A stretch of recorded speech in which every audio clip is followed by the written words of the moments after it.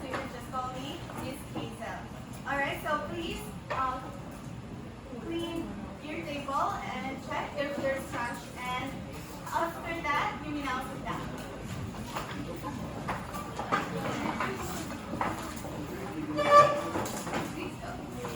Alright, so since we're done with the prayer and we're also done with the attendance, so I'm glad that you are all present for today's discussion. And also, here. Okay, so since we're done with that, let me present to you our classroom rules. Is it clear to you? Okay, let me just read it for you, alright? So first, be respectful to everyone. Understood? Keep your workspace tidy. Is it all tidy? Very good. And wait for your turn to speak. You're not allowed to talk with each other while I'm speaking here in front, okay? So, also, follow instructions quickly. Ask for help when you need it. Wait for your turn to speak once again, and work quietly during class time. Help each other learn. Always try your best, alright? So since we are all new here, so try your best to identify any tools and materials in here, alright? So, very good. Do you understand? Now, are the classroom rules? Yes. Very good. So, let us recap what was discussed last meeting. Anyone? Yes, Miss. Last meeting. Last. Just review topic. Yeah. The last meeting we discussed the notes and notes. Very good. Please clap hands to Miss Ella.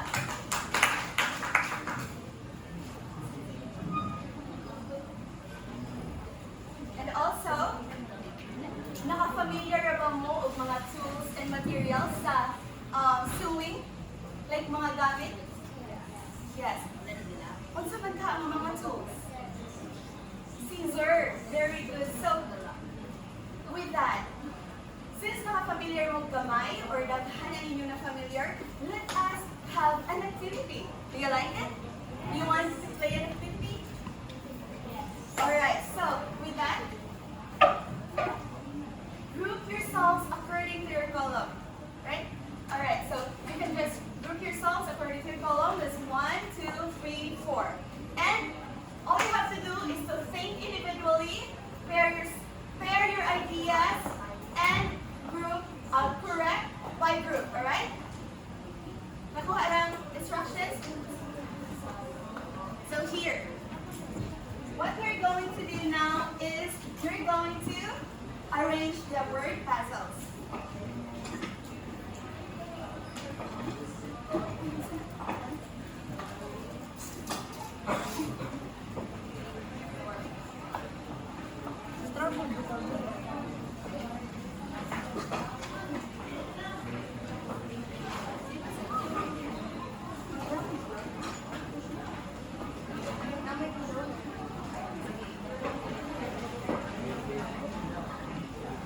Okay, listen everyone. I will give you just 2 minutes to answer.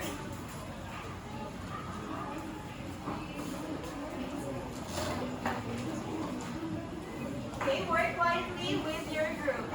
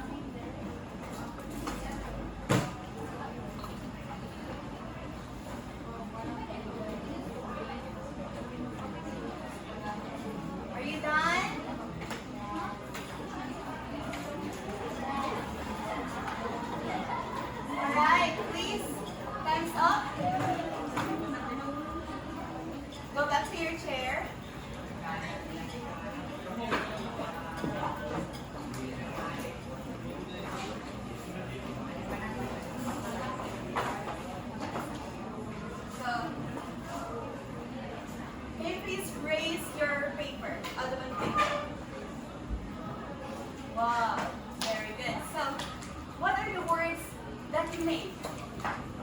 Okay, so please count. So which crumbled word was easiest for your group to arrange? Outbreak, very good. Why?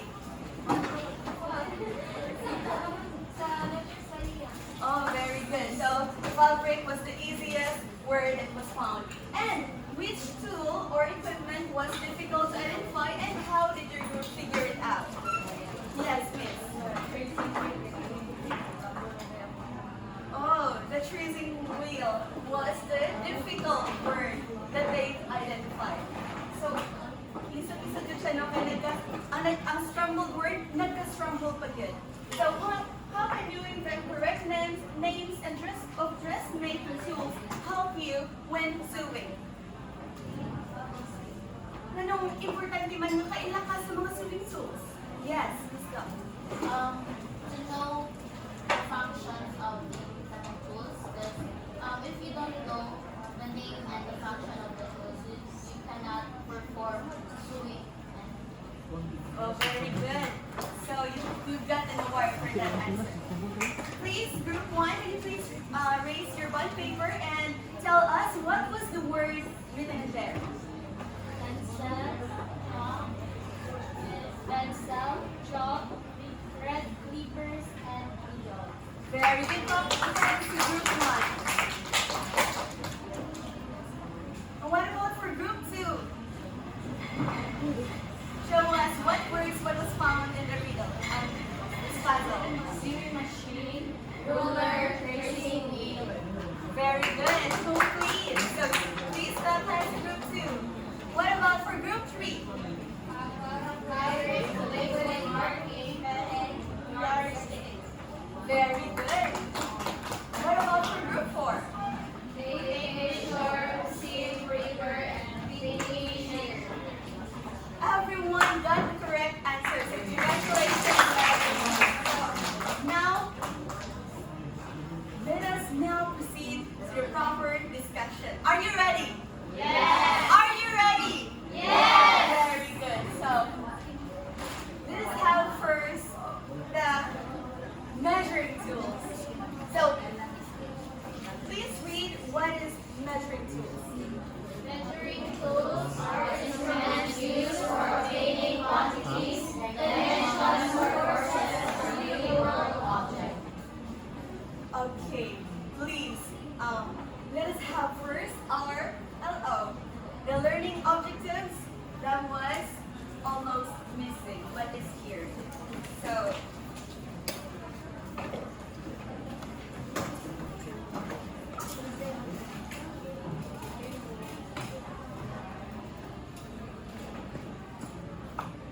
now we know what is measuring tools, but before that, let us have first our learning objectives for this lesson. Alright? Can you please read? Makita ba sa likod?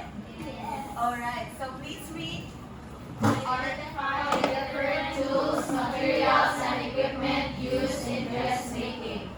Differentiate the uses of selected dressmaking tools and materials based on their functions, and demonstrate proper selection of appropriate tools and materials for a specific dressmaking task. Nasabtan ang atong LO. Yes. Very good. So dapat muna siya ato ang ma-achieve for today's discussion. Alright? Yes. Very good. So, since nasabtan nato ang learning objectives, let us now proceed to our proper discussion. Okay na ba? Yes, ma'am.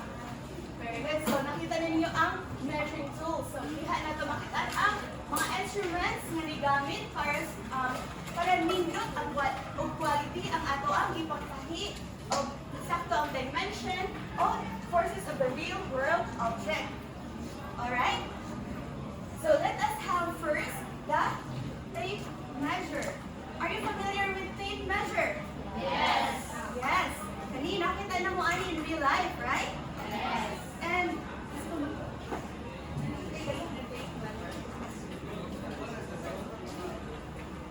here. So, what's naman ang tape measure? Can you please read group 1? A flexible measuring device used in the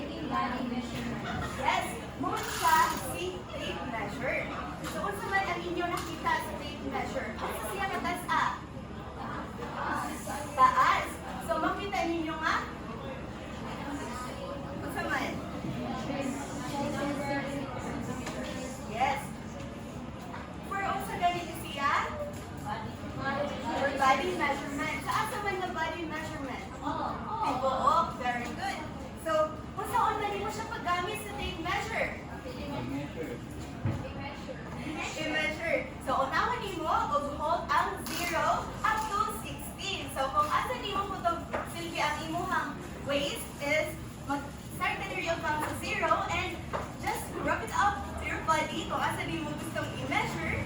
O, dito di mo siya makita kung dapat sakto niyo pag-measure.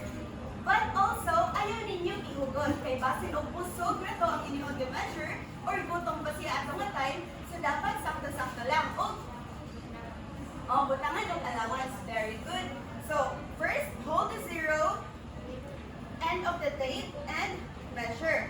Then, place it around the body part of the measure, and then, make sure na dili siya mag-snap sa may na mag-snap.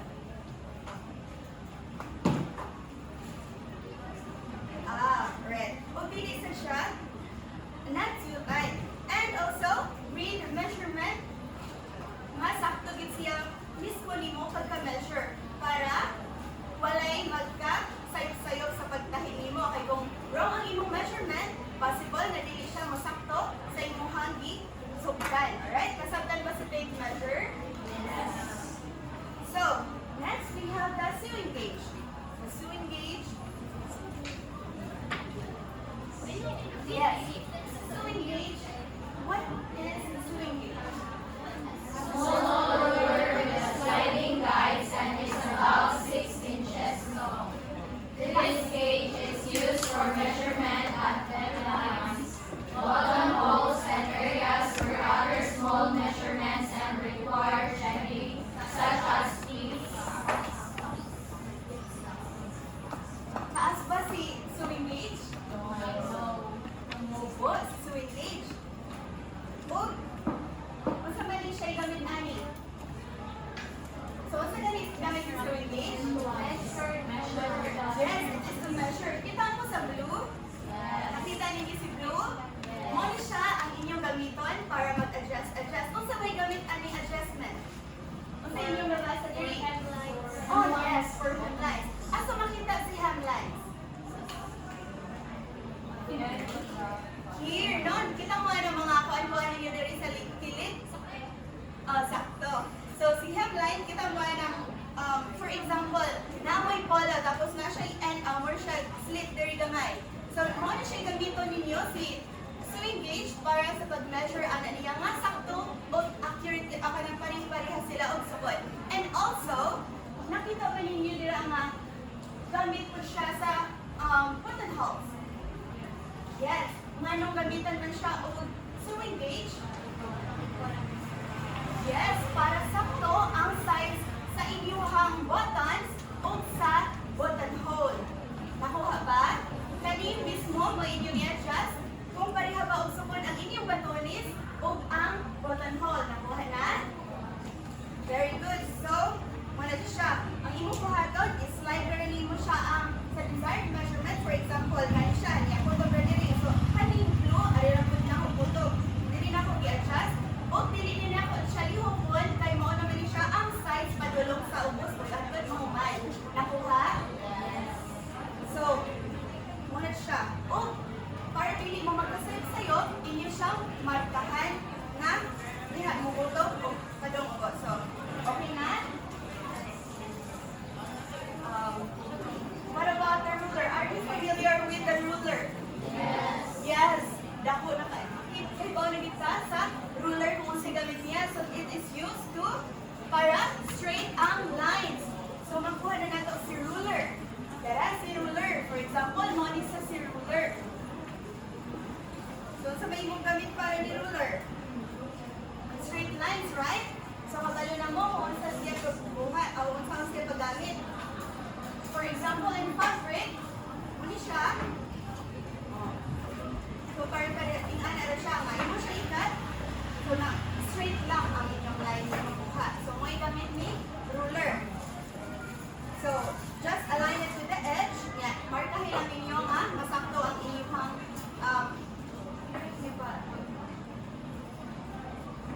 so, masakta na si ruler. Let us now proceed to yardstick. Nakailaba mo ni yardstick?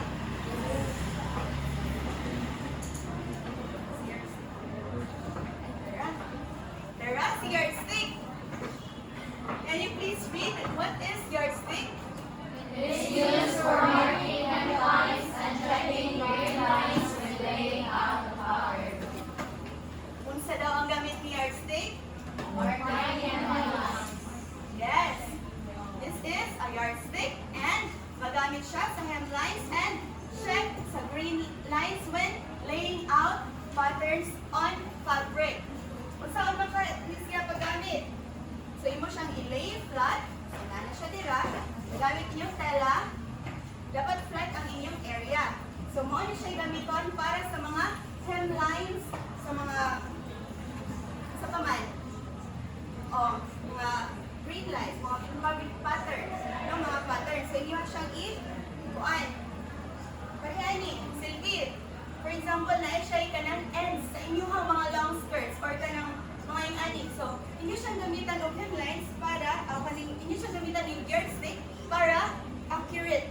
na siya'y, muna niyo makita sa inyong uniform na naay mga ends diri, kaning, basta diring dapita.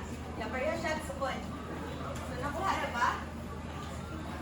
So, all you have to do is to lay fabric flat on the table and then place the yardstick, this yardstick, and then measure and mark evenly. Dapat sa dili nimo lihok-lihokon while nag-use mo ni fabric. And para ang fabric, ang grain kay straight ra pod siya. So, mo ay gamit ni fabric. Nakuha na ba si fabric? Ni nagamit si yardstick? Nakuha ba ang gamit ni yardstick? Okay. So next we have the L square.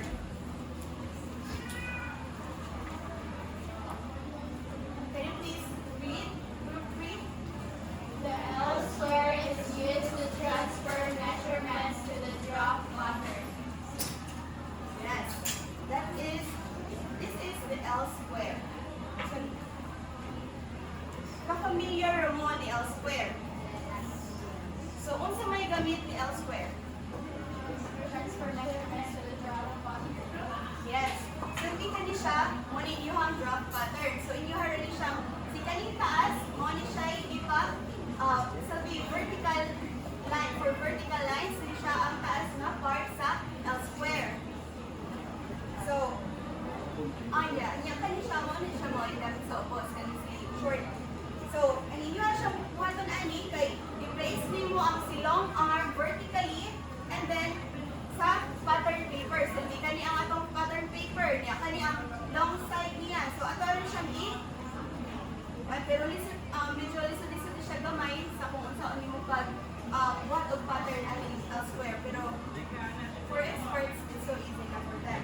So, imong buhaton, use the short arm horizontally to form the right angle. Sabtan ba? Si long mo sa vertical and then si short mo sa right angle. So, muna siya, measure and mark required dimension. Muna siyang lead, ay mo na siyang i-mark kung asa na ka ang imuha ng lead na gamiton. And then, mag-draw na lang mag-line to follow the square edge. Nasabtan ba? Ang L square? Very good. So, next, we have the French curve. Makita na ba ninyo sa French curve? So, please, what is French curve? This is used to shape the depth of the neck hole and armhole of the pattern.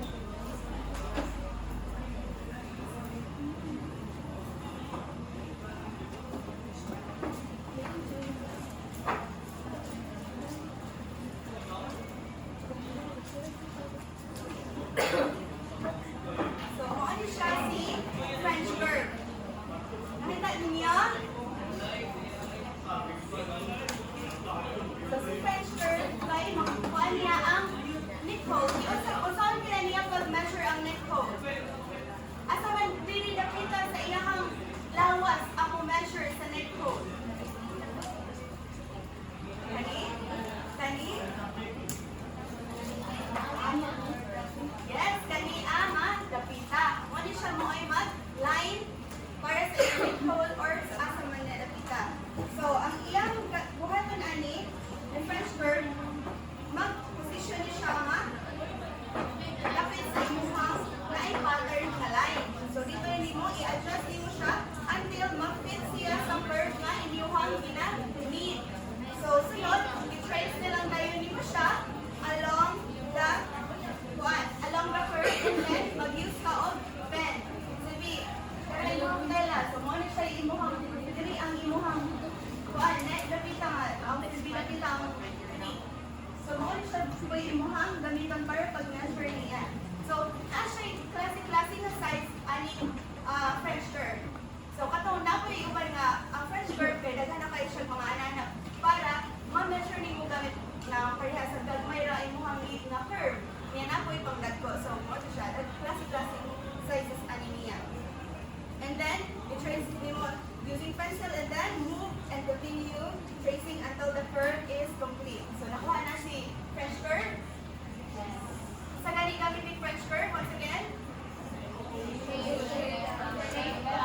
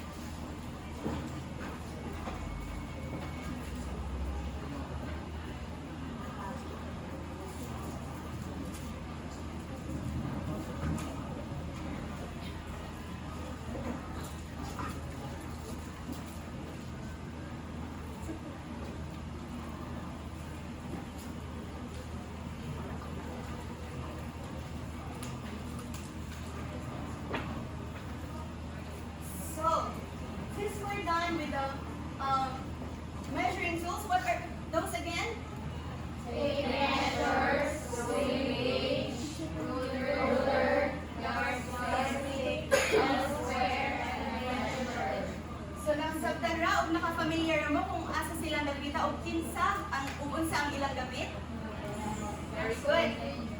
So we reach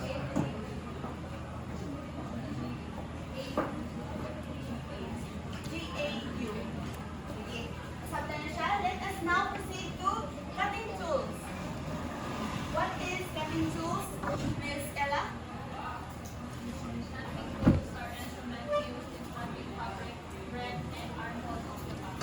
Okay, thank you so much. So, ang kaning cutting tools natay bend-handed, painting shears, cutting scissor, embroidery scissor, buttonhole scissor. Oh, mana to siya. So, these are cutting tools. Nganong mag-meet man tao og klase-klase nga cutting tools? Nganong dili naman lang gusto na lang kabugbunting ang atong gamiton sa throughout sa pagtahi nato? Kay lain-lain og purpose, very good, just like us, no? Natay klase-klase purpose. Bisan og lahi-lahi gid ang purpose nila. So let us start with the bend-handed dressmaker. So, what is your format of bend-handed? So, naan na ko ng realia for this from Dave Bed, but maybe wala niya na. So, this is how it looks like. So, this is what it looks like. So, ano siya ang bend-handed? Bend ang iyahang sa kampo. Dara, ano siya? This is the bend-handed. Dara. So, dili na siya pwede ikuan na lang din sa paper. It is only for fabric. Very good. So, mo siya si bend-handled dressmakers shears. So, ano siya? Mo siya maoy mag-cut accurately. The bend handle keeps fabric flat while cutting. So, kay, ano din siya? Sabi, mo siyang ga-bend diri kay, ano ni mo kay ga-flat raman hapon ang imuhang kani. Ano siya? Dili man ma-disturb tungod kay, di ba, kung ingana, naaman sa ubos, ma-disturb ang imuhang flat, kuan, kani fabric. So, ano siya? Naging ani, plain flat ragi hapon ang imong fabric. Dili siya mag-cut, ana-ana. Kanasabtan niya si bend handle. So, next we have the pinking shears. So, pinking shears looks like this. Yes, nabantayan ninyo. So, what is pinking shears? Can you please read, Miss? Ikaw. Yes. Pinking shears is popular in zigzagging or scallop edge for zigzag finishes. This is used to finish sands and draw edges and create decorative edges on many types of fabric. Yes. So, nakita ninyo ang zigzag niya. O, so may gamit sa zigzag. So, nakita ninyo. Nakita lang mo og ka ng mga ingani sa inyong mga sinina, mga hulog? Yes. So, tanaw ninyo kung sa may gamit ni zigzag o ni pinking shears. Oo, para dili siya magdali-dali og ka. O, mo na siya gamit sa iyahang zigzag line. Wala lang tayo realia, but that is the purpose of that pinking shears. And also, it is not for knits, it's only for finishing, for decorative edges. So, sabi kanina, kanang na siya mga zigzag dira. It is para lang sa finishing na lang. Dili siya para sa main good na pagkakuan mo. Sa pagbunting. No, para lang siya hindi ka human-human. So, wala na kayo ng mga bitay-bitay kanina. So, and next we have the cutting scissor. So, it seems like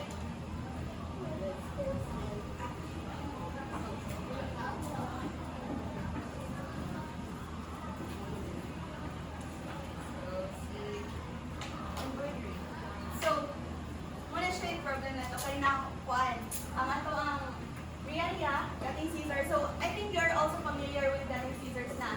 So, it is a trimming scissor, 3 to 4 inches long and used for trimming, splitting thread and snipping slashes. So, ang iyang pamangtana kay mura na din siya visual nimo nga makita nga gunting. Oh, pero siya visual nimo nga makita sa gunting. So, more na din siya ganang ani. So, ang iyang makuan scissor. So, si trimming scissor, pwede siya sa plants. Kaso lang, mga ginagmay, for ginagmay na siya, dili siya pwede for bulk kay gagmay man siya. So, ang imong buhaton, kay para rin siya sa mga snip loose nga threads. So, kanang mga kataga ko ng mga threads ka, ito na po dili ko gagawin sa kuan. Kanina. And then, i-use rin mo for light trimming. Dili na siya for katong mga baga. Dili siya pwede para sa kaning ani baga-baga. So dili siya pwede ang kaning trimming scissor. So and also dapat sabihin mo siya nga kanang i-keep kaning clean kay kung mapuling na siya ayo, muhabol na siya. So thank you so much. And next we have the embroidery scissor.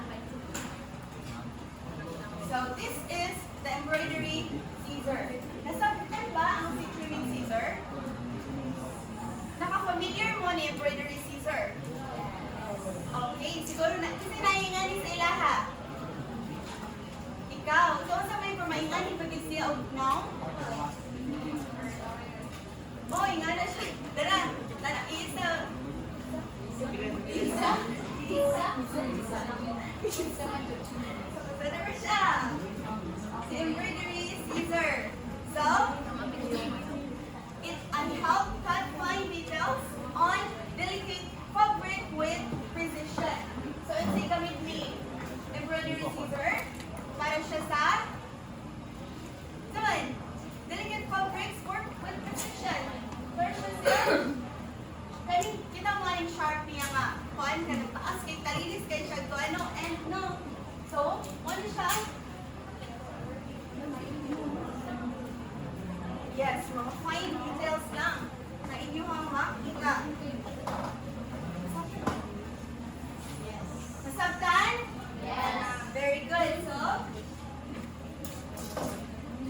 last but not the least, we have the buttonhole scissor. Kasi nakita nani, mga lola nila na ibang ingani kasi ganyan. Yes? Yes. Kaya akong lola, napag siya ingani ko na yung punggo. Ano siya? Ano lahi mo yung forma ang gunting niya? Lahi sa damo ang papakit. So, mo din siya. Buttonhole scissor, this is intended for making buttonhole. Nganong ingani man siya forma? Kay, ang kani siya, kani siya, di ba, nag-mark naman ka sa gamit si kaning sewing gauge. Nagamit na kaniya. So, imo siyang imo na siyang nagamit si ruler o sewing gauge nga pag-adjust o pag-linya, pag-line sa inyong para kung asa niyo ibutang ang buttons, kani siya, mauna siya mo ay maglungag sa inyong buttonhole. That's why, ang inyong paman, buttonhole scissor. Masabtan? So, ang inyong kuanan ay kay mark the buttonhole on the fabric. Dira. Nala siya dira. Niya, markahan na rin nato sa imagine. Nani siya yung mark diri. Unya, insert the scissor onto the marking. Kani siyang height man siya. Mo na siya yung insert. Dira. So, kung asa mo ito ang imong linya nga, linihan ani ni page, ora po ang imuhang ikat. So, ayaw po palapasa sa imuhang i-mark nga line. So, ano siya? Ihinayon na po mo, cut slowly lang ha, dili mo siya i-rush. Kahit basin og mulapas, mudakon mo lutay o imuhang buttonhole. So, dili na siya sakto sa imuhang buttons. Kaya basin og gagmay na imuhang buttons, niya dako ang imuhang buttonhole. So, dili siya pareha. Mamog siya dali. So, stop cutting once the buttonhole length is reached. Masabtan na ba sa buttonhole? Kasi ganito ang mga scissors for cutting. Baby scissors, embroidery scissors, buttonhole scissors. So, makita ba ninyo ang kalahian sa mga scissor? Ma-identify ba ninyo sila kung makita mo ani? So, very good. So, that's all for today's discussion. That's all for my discussion. Rather. So, that's all. Thank you.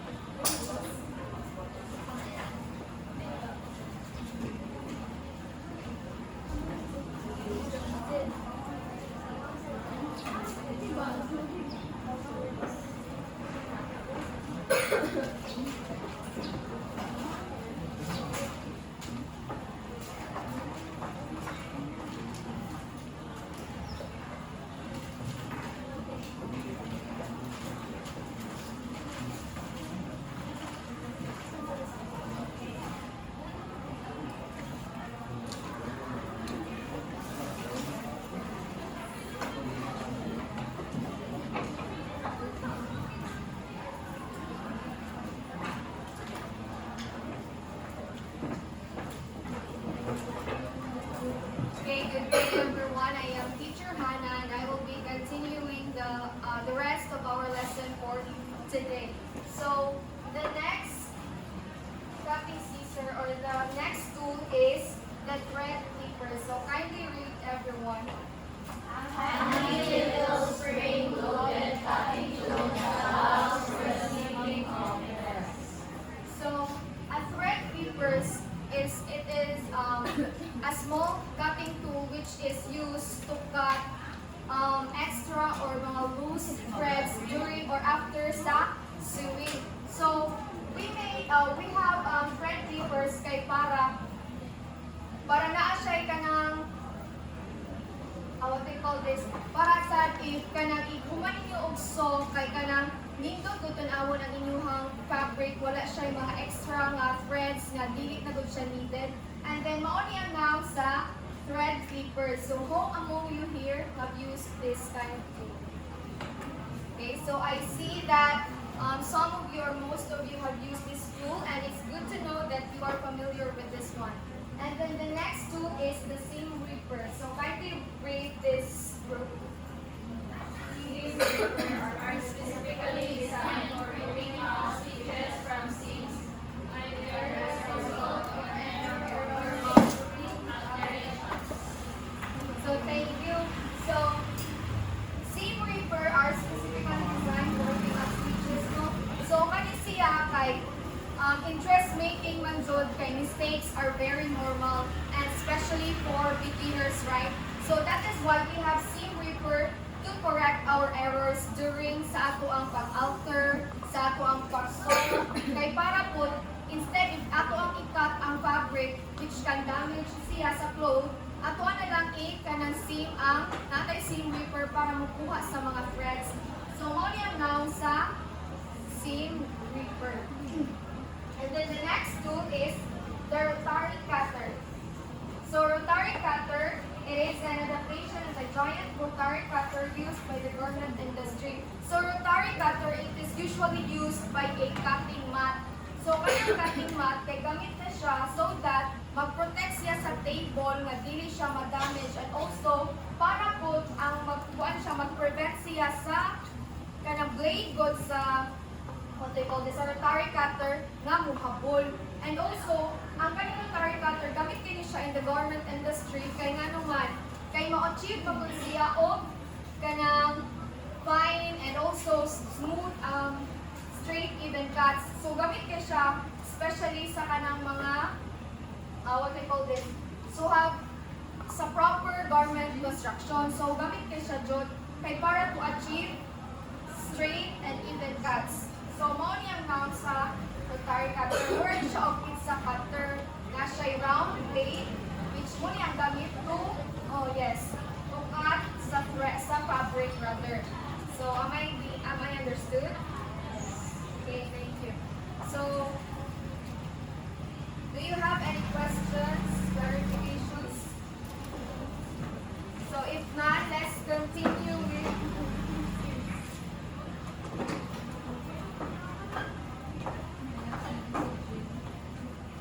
the marking tools. So kindly read everyone. Marking tools are required for transferring pattern markings to garment, fabric pieces, and for making alterations on garments. Okay, thank you. So marking tools, guys, they are used to draw lines, symbols, and also guides sa fabric. So katong nag-upcycle ta sa kamangterana, nagbutang ba mo lines or guides before mo ni one? Yes, Miss Althea. What marking tools you use during that time? Tailor's chalk.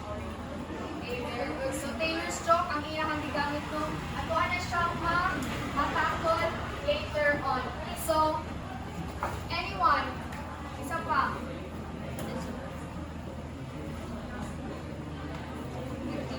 Yes, Mr. Japet.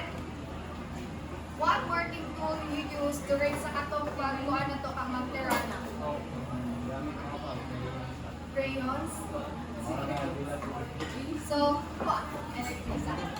Once ano ang crayons kay, though dili siya appropriate tool, but then kanang mo man gyud ang available nato, so kato na lang gyud ang gigamit for kay mo convenient and also kanang para mapadali rin hapon kay makita naman gihapon ang lines. Yes, Mr. Roberland.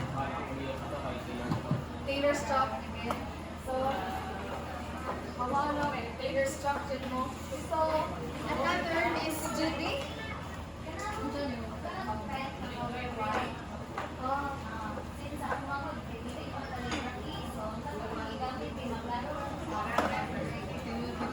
Okay, thank you.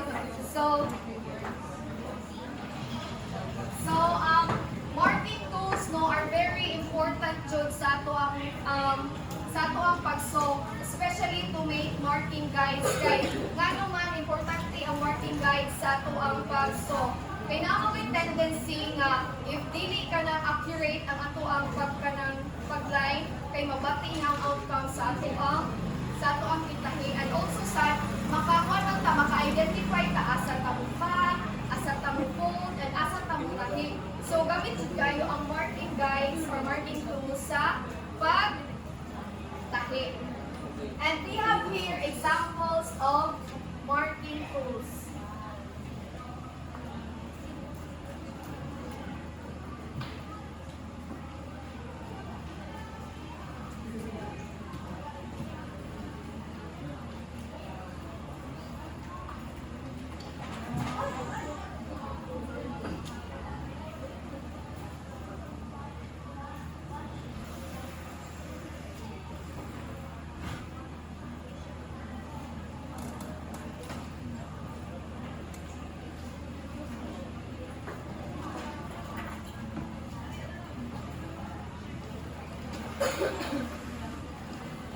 So the first one is the chalk pencils or the dressmaker's pencil.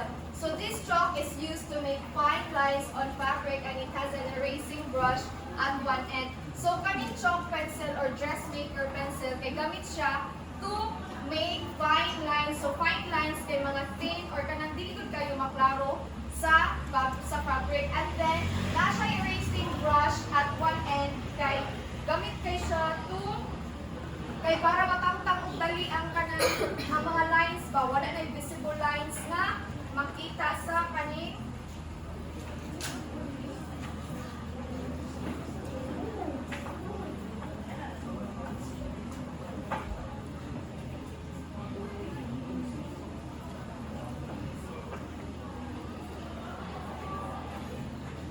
So this is the onion mouse sa chalk pencils or the dressmaker's pencil. So importante siya so that kanang ang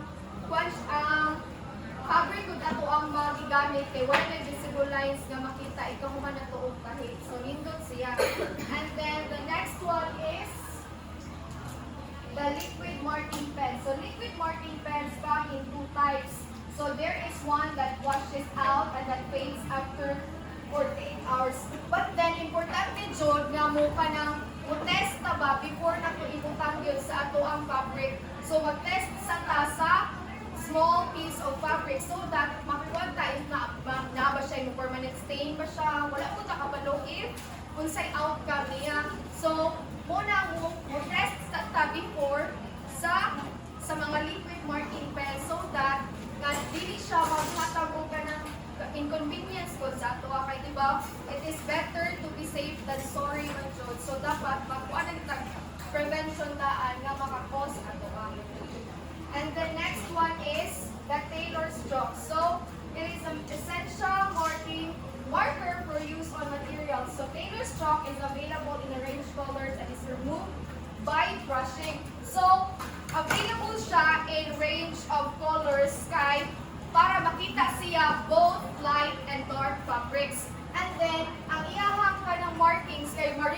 siya through brushing. So, imo na siya inagamay, mawala na ang marking sa tailor's chalk. Am I clear?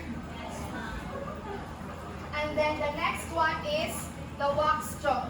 So, wax chalk, tailor's chalk, di ba mo gigamit ni Miss Althea at Mr. Roberland, right?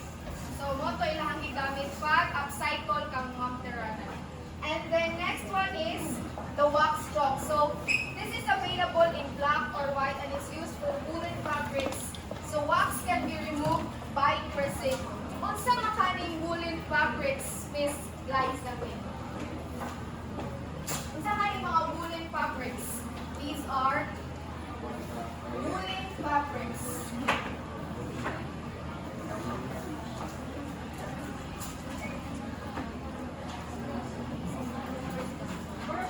Sa Quran ay uling fabrics na lang sa mga animals.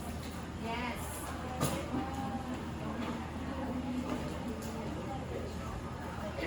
So, thank you very much.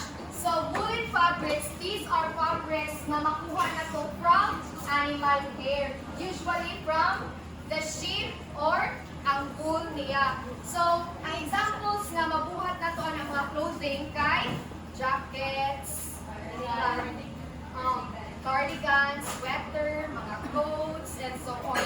So, daghan jud ang magamit sa woolen fabrics. And also, wax can be removed by pressing. So, what do we mean by pressing when it comes to sewing the So, pressing the eye kay mugamit siya o flat iron or plancha.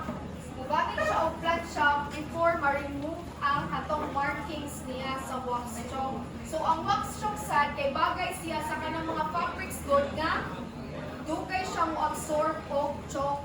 That is why muna ang kanang dugay siya buha, dugay siya ma-remove. That is why mugamit ta og pressing or undergo siya o kanang mag-heat ba para makuha ang markings. So, Crystal? Here. Right. So, do you have any questions about the marking tools? So, with that, let's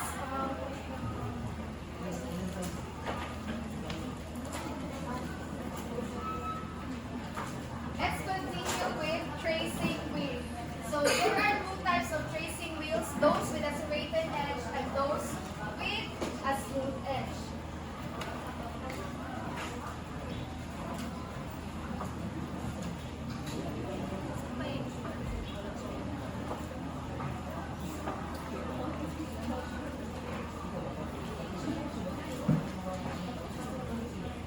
And then the serrated edge wheel produces dots on fabrics and is suitable for most type of fabrics. Whereas the smooth edge is best for delicate fabrics. Delicate fabrics, these are fabrics that are thin or dali silang madamage. For example, kay ang silk, right? Diba, nipisod man na siya matala. So, ang kaning delicate fabric or ang smooth edge wheel kay gamit siya or suitable siya sa kanina mga fabrics. And the next is Moni ang tracing wheel. Moni siya. Moni ang noun sa tracing wheel. And the next one is the dressmaker's carbon paper, also called dressmaker's tracing paper. It is a specially waxed carbon paper that transfers the tracing wheel's markings to the fabric. Ang kaning dressmaker's carbon paper kay mag-work together ni siya with the tracing wheel. Kay wala ang tracing wheel, dili siya mo lakraman. So, i-place niya kani siya mo ni siya ang carbon paper. Then ang kuan ay mga layers of fabric ba nga nagkuan niya between. And then i-roll na gani sa tracing wheel ang katong markings ang katong mga markings or guides kay ma-transfer na sila sa fabric. Mo na siya ang gamit sa carbon paper. Mo transfer siya og markings or guides sa fabric. And then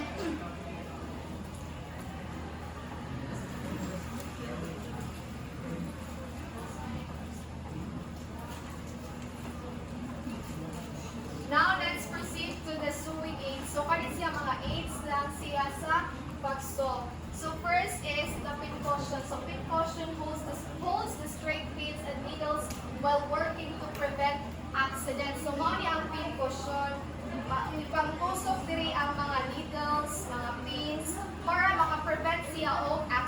like matunog ta sa kaning mga needles, ag also sad makakuan sad siya nga mawala kay dili na gyud siya mawala kay naaman tay pincushion nga mo hipos rather sa ato ang mga pins. And then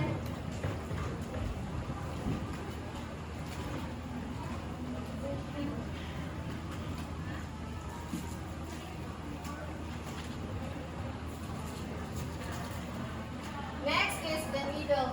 So it is used in making temporary stitches and buttonholes. So needle comes in different sizes, right? So dapat ang ato adjong kanang pilion nga size whenever nga mugmutahi ta kay appropriate ra gyud sa kana nga fabric kay if kanang kuan mo nang ato ang igamit dagko ra nga size and then ang ato pa kay nipis so mabati magisig siya, right? So dapat ang appropriate nga size ra gyud ang ato ang gamiton. And the next is the sewing needle threader. So it aids in putting the thread to the needle. It consists of two parts, the handle and the wire. Mao siya ang sewing needle threader. So mao ni siya ang handle ang wire. Kani siya ipasok ni siya sa needle. And then ipasok na gani sa needle kay isulod ang hilo. Sulod ninyo ang hilo dire. Then dirahon kayo ninyo ang kanisiya, magbira na siya, mosulod na ang needle, at the thread rather, sa needle. Kaya na naman dito, then yung dirahon, masulod na siya sa needle. So, gamit na siya for those na beginners pa lang or mag-lisod good o kanang pasulod sa hilo. But kanang ano, ang sa may best, di ba? Lawayan. Lawayan sa to no, kay mo may one work mas dali or kanang convenience sa ato ba kay dahil wala usahay wala sa ani nga tool.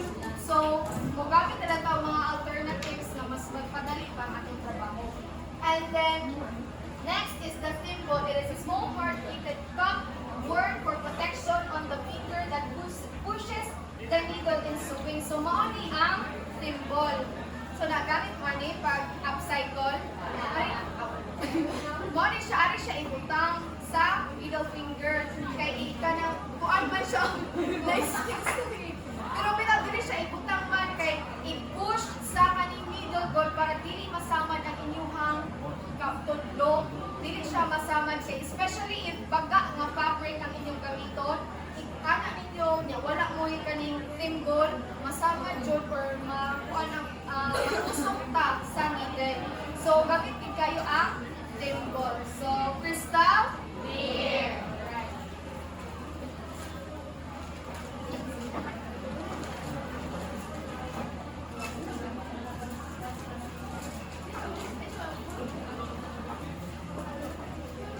And then next are the materials in sewing. So first is the fabric. So these are the materials, the fabric and the thread. So fabric is the cloth used in making garments.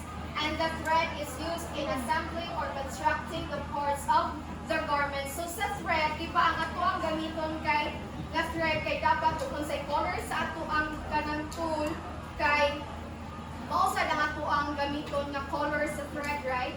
Kay para mubagay siya ing kahit nato. And then last one is the equipment which is the sewing machine. So it is a machine with a mechanical driven needle for sewing or stitching clothes.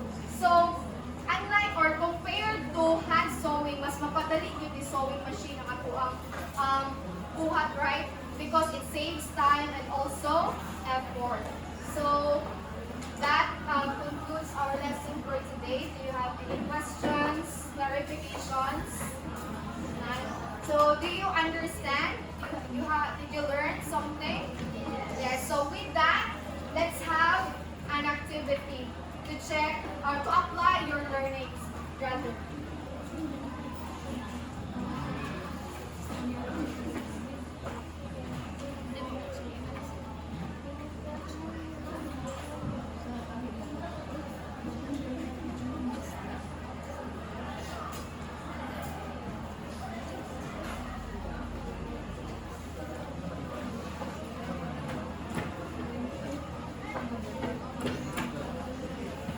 Okay, I will give, this is group 1, group 2, group 3, and group 4. So with your group, I will give a dressmaking tool or these tools. So I want you to identify what tool is this, state its correct use, and also to demonstrate the proper use of this tool. Do you understand? So you will again you will identify what tool is this. You will explain or give description of this tool, and then you will demonstrate how it is how this will be properly used. So group 1, group 2.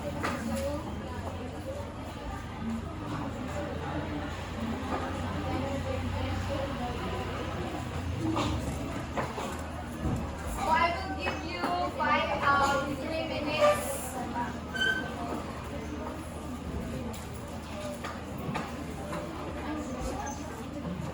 No need to write. You will just work together with your group, and then you will someone will choose a representative.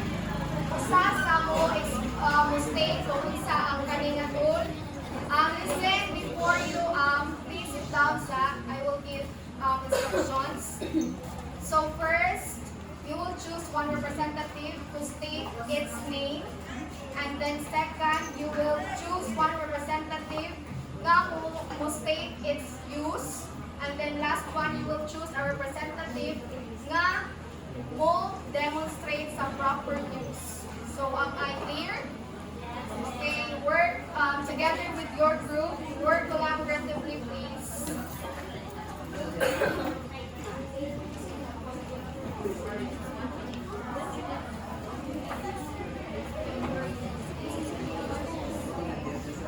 So I will give 3 minutes.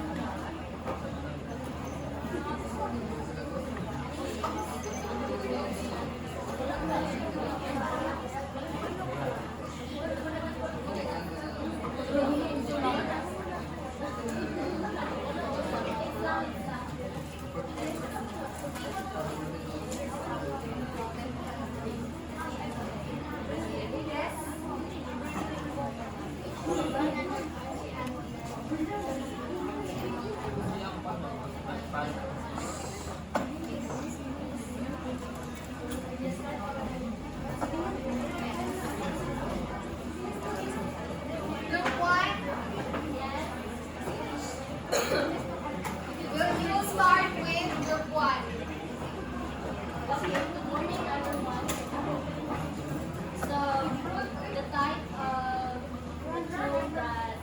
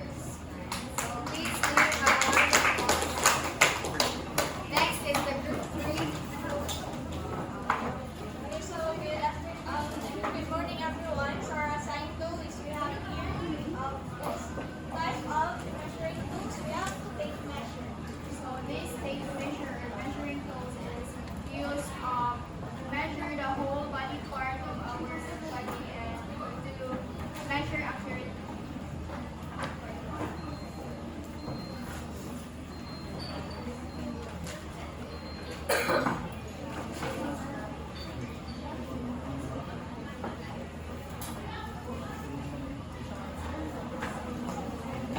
please give 3 claps to. Next, for the last group. So, good morning everyone. As I go, so I think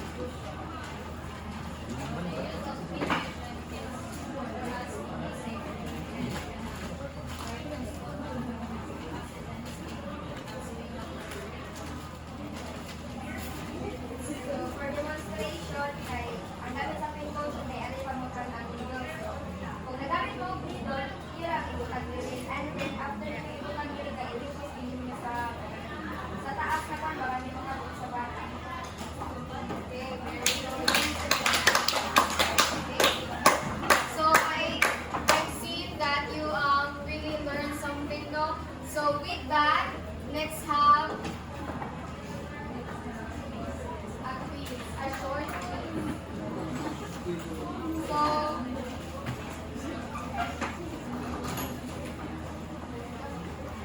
would you like to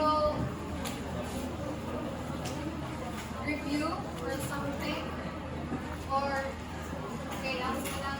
Okay, right? Please go back to your seats or no, that seats nila. So please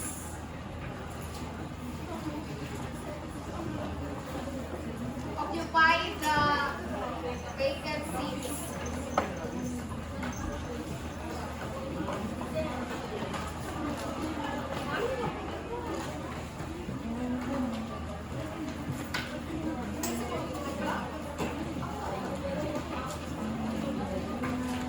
This is only and then item test. So first is multiple choice and then next is identification. 5 items, multiple choice, and then 5 items.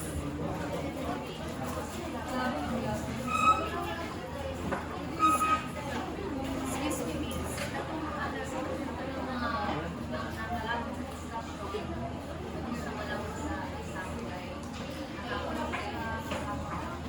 Some of others na just arrived now. Pwede mo magawas na please.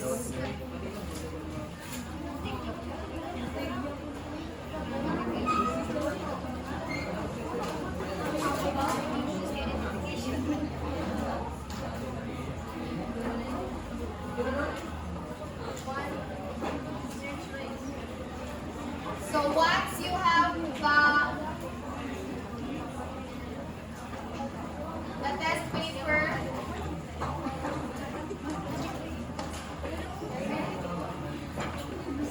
once you have a test paper, please proceed answering.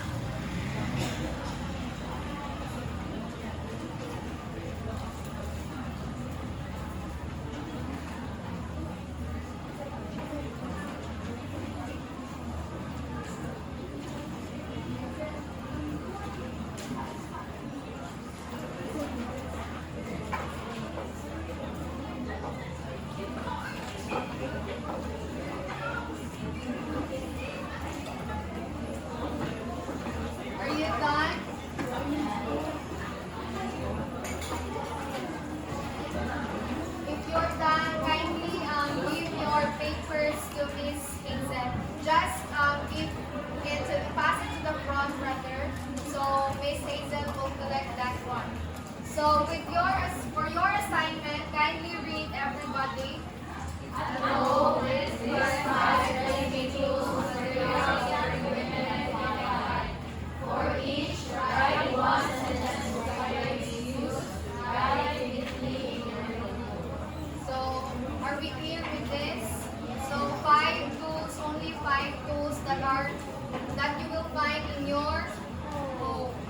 So for our last activity, I have here a crumpled or a ball, a crumpled paper, and then you will pass. So you will pass this one.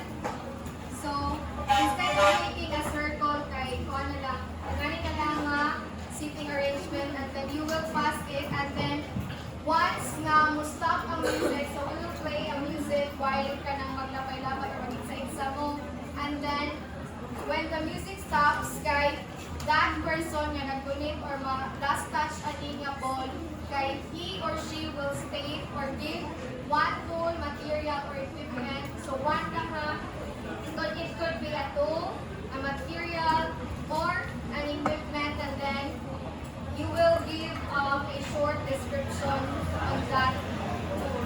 So let's start. Because we don't have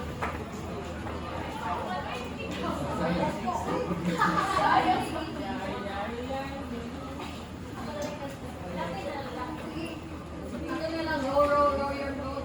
Sige, kanta na mo. 1, 2, 3, go. Please bear with me. Sige, pass.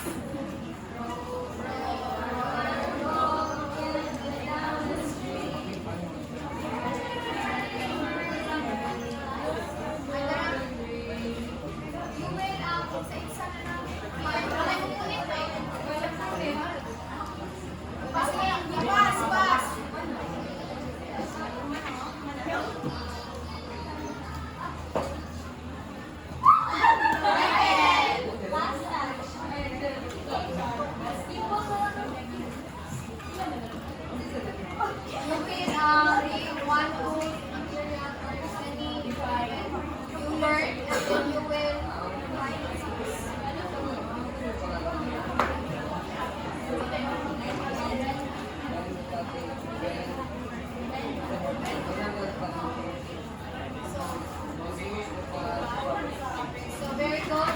Please meet Mr. Raymond. Pass.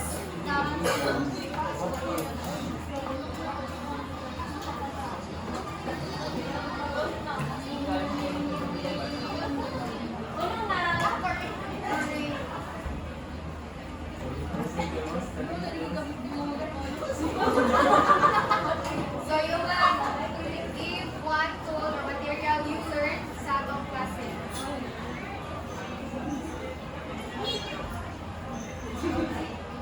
Fabric.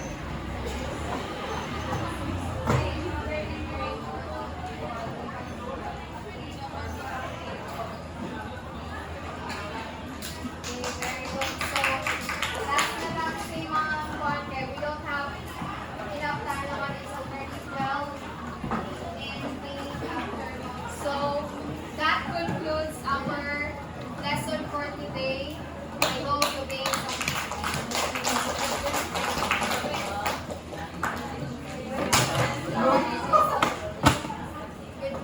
with that, class dismissed. Goodbye, class. Goodbye and thank you,